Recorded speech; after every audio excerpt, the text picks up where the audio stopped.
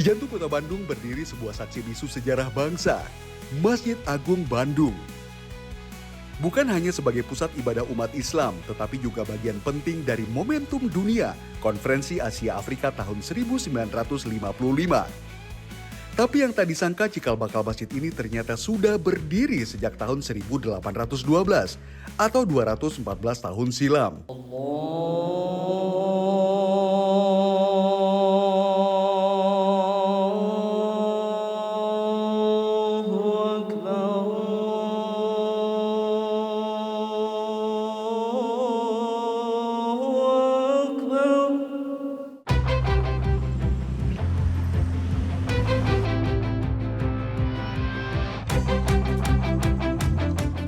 Terletak di titik nol Bandung, hanya beberapa langkah dari Gedung Merdeka, Masjid Agung Bandung berdiri tepat di alun-alun Bandung. Dibangun pada tahun 1810, peletakan batu pertama Masjid Agung Bandung dilakukan bersamaan dengan perpindahan pusat pemerintahan Kota Bandung dari Kerapia menuju Cikapundung. Tak hanya sebagai ruang publik yang terintegrasi dengan alun-alun, Masjid Agung Bandung sampai saat ini masih menjadi pusat kegiatan wargi Bandung Raya, terutama Ramadan. Dengan kapasitas 12.000 jamaah, tak kurang dari 32 majelis taklim secara bergantian menghidupkan Masjid Agung Bandung setiap hari selama pagi, siang sampai malam. Dalam acara Festival Ramadan Masjid Agung Bandung, digelar juga berbagai kegiatan yang mempererat tali persaudaraan demi meraih keberkahan. Tak kurang dari 500 porsi makanan dibagikan pada saat momen berbuka puasa setiap harinya. Dengan luas lahan sekitar 23.000 meter persegi, masjid ini termasuk salah satu yang terbesar di Jawa Barat. Pintu utamanya yang tinggi dihiasi kaligrafi ayat-ayat Al-Quran. Sementara interiornya memadukan elemen modern dengan sentuhan ornamen Islami yang bersih dan simetris. Tapi sebelum menjadi rumah ibadah modern seperti sekarang, Masjid Agung Bandung punya sejarah panjang yang tak banyak orang tahu. Salah satunya adalah sebutan Balai Nyungcung yang populer pada awal pembangunan di tahun 1800-an. Ya, alih-alih berbentuk masjid dengan kubah seperti Timur Tengah, Masjid Agung Bandung dulunya kental dengan nuansa Sunda, dengan bilik anyaman bambu dan atap rumbia yang mengerucut ke atas. Jadi ada secara filosofi Islamnya, ya, itu bisa kita jabarkan. Misalnya kita iman, Islam, ihsan. Nah dari situlah kenapa disebut Balai Nyungcung. Memang ada tiga trap, tiga umpakan di situ. Atau dari istilah Sundanya memang itu seperti Karaman, Karatuan, Karesian. Seiring perkembangan zaman, Masjid Agung Bandung mengalami sejumlah renovasi besar. Salah satunya jelang Konferensi Asia Afrika pada tahun 1955. Masjid dirombak supaya lebih representatif untuk konferensi internasional. Salah satunya mengubah bentuk kubah menjadi berbentuk dom supaya lebih universal. Kalau saya boleh bicara, karena tahun 55 kita 10 tahun setelah merdeka, Soekarno meminta kepada Dalam Haji sebagai Menteri Dalam Negeri pertama untuk membuat Konferensi Asia Afrika, di mana kita menjadi pionir dalam mencanangkan negara non-blok, sehingga Soekarno membuat satu perubahan dalam segi arsitek. Memasuki dekade 70-an, renovasi kembali dilakukan untuk memperluas kapasitas dan memperbaiki struktur bangunan. Penambahan lantai, area mezanin, serta fasilitas pendukung seperti tempat wudhu dan ruang pertemuan menjadikan masjid semakin representatif sebagai pusat kegiatan umat.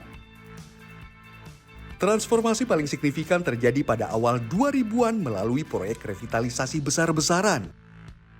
Pada 4 Juni 2003, masjid ini diresmikan kembali sebagai masjid raya tingkat provinsi oleh Gubernur Jawa Barat saat itu, HR Nuriana.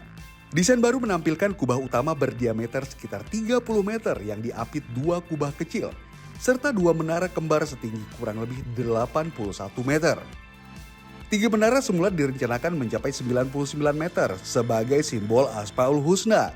Namun disesuaikan dengan regulasi ketinggian bangunan karena kedekatannya dengan jalur penerbangan. Tower itu simbolik dari Asmaul Husna. Karena Asmaul Husna. jadi itu tingginya 99, 18 dari bawah, 18 itu ke atas. Jadi ada dua tower yang sifatnya seperti tangan kiri dan kanan gitu kan. Ketika kita berwudu kan dua tangan nih. Kemudian tower itu juga berfungsi untuk wisata religi atau city view. Meskipun kini telah bergaya modern, Masjid Agung Bandung tidak meninggalkan kekhasan tradisinya. Salah satunya tradisi memukul beduk sebelum azan berkumandang. Dan ternyata memukul beduk tidak boleh sembarangan. Ada pola khusus di mana jumlah ketukannya menyiratkan tentang jumlah rokaat sholat wajib, sholat qobliyah, dan ba'diyah. Nah, itu menandakan kita itu harus mengingat sejarah atau hasil jeripayah mereka yang sudah penyebaran Islam dulu, kayak wali. Betul, Wali itu kan 9. Betul. Maka diambil dari sini ketukannya 9 kali. Gitu. Kalau menandakan 4 itu menandakan sholatnya 4 rakaat. Kalau ada yang diketuknya 2 itu menandakan sholat sunatnya 2. Duaga, ini baru 4. Tok, tok, tok, tok, baru ke sini 4. 1, 2, 3, 4, balik lagi ke sini 9. Kayak yang pertama 9, duaga. Ini jangan dipukul karena nggak ada sunat badannya. Baik, kalau asal Jadi tidak ada ke sini sunat. ya. Baru ke sini lagi langsung.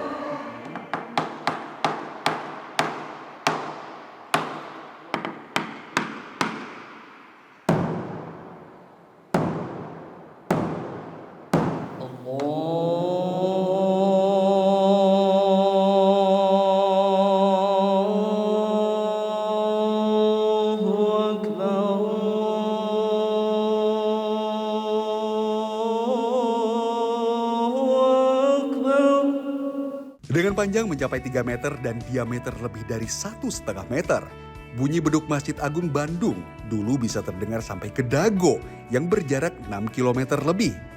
Wajar saja, di awal abad ke-20 kawasan Bandung tak dipenuhi dengan gedung-gedung tinggi.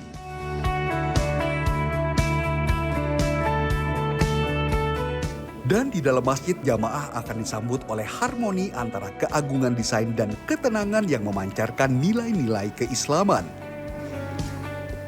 Interior masjid menampilkan ruang utama yang luas dan lapang, menghadirkan kesan kebesaran.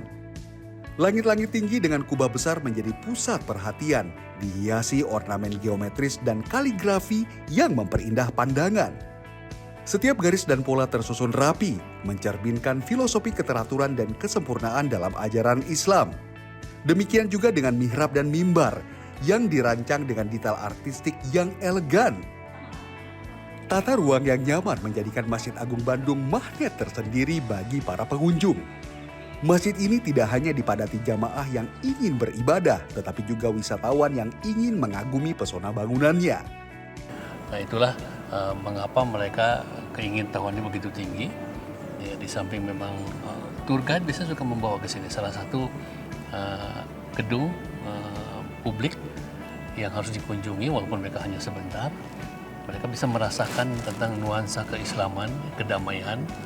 Juga mereka diberi kesempatan melihat orang berjamaah sembahyang seperti ini. Sebagai salah satu masjid terbesar di Jawa Barat, kegiatan manasik haji dan umroh juga menjadi acara rutin di Masjid Agung Bandung. Tak terhitung ribuan jamaah haji dan umroh dari Jawa Barat melakukan manasik sebelum bertolak ke Tanah Suci. Sudah puluhan tahun kayaknya ya, kami setiap mengadakan praktek suka di Masjid Agung Bandung. Karena selain dari tempatnya juga nyaman ya dan strategis, angkutan umum juga dari semua jurusan lewat ke sini ya.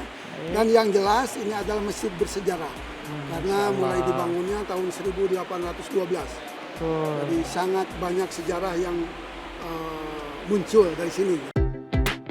Yang mengejutkan, ada sebuah kisah tentang sumber air yang kini masuk dalam wilayah Sumur Bandung. Jauh sebelum Masjid Agung Bandung berdiri, Raden Adipati Wiranata Kusuma II Bapak pendiri Kota Bandung telah lebih dulu mempersiapkan sumber air di beberapa titik, termasuk untuk keperluan pembangunan masjid. Ada 7 titik, salah satunya berada di lokasi yang kini menjadi bangunan PLN. Oleh karena itu kita lestarikan ya bukti sejarah yang memang sudah 200 tahun lebih. Dan di sini Wiranto Kusuma memberikan satu statement, Sumur Bandung memberikan kerahayuan, ya, keberkahan ya, untuk rakyat Bandung. Sumur Bandung memberikan keberkahan untuk kota Bandung, daya itu kota. Ya. Sumur Bandung adalah keberkahan untuk memberi keberkahan dan kemaslahatan kota Bandung. Masyarakat juga kerap menyebutnya sebagai air zam-zamnya Kota Bandung karena mata airnya yang tak pernah kering. Berada di sini sejak Bandung didirikan tuh sejak 1811 ya, berarti sudah 215 tahun ya. Di 2 abad, 1 dekade lebih. Ini bisa dilihat, bismillahirrahmanirrahim. Ini cukup bening ya.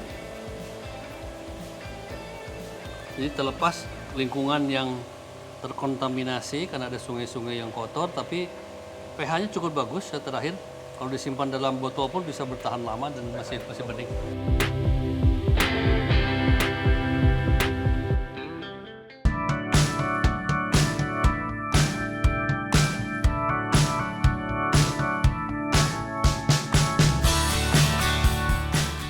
Kini setelah tak lagi menyandang status sebagai Masjid Raya Provinsi Jawa Barat, Masjid Agung Bandung kini dikelola secara mandiri.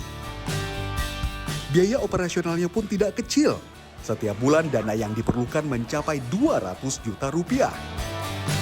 Namun di balik transformasi dan kisah perjuangannya, satu hal yang tetap konsisten dari Masjid Agung Bandung. Perannya sebagai pusat spiritual, ruang pembelajaran, dan simbol kebersamaan warga Bandung tetap tak berubah. Masjid Agung Bandung bergerak mengikuti zaman tanpa kehilangan akarnya sebagai rumah ibadah umat.